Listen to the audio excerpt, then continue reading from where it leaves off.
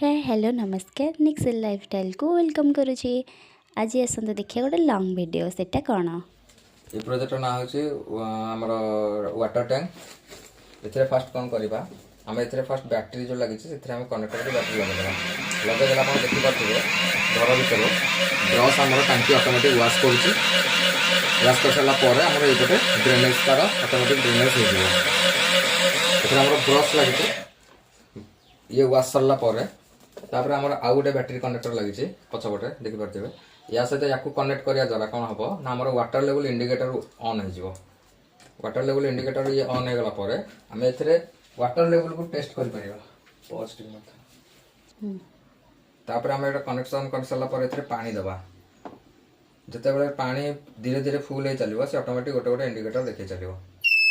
जो फुल हो automatic sound बाजिबो जो 100% हो ऑटोमेटिक आम साउंड बाजिबो पुणी या आम dispose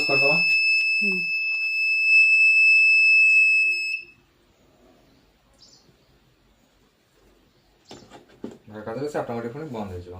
please like share and subscribe.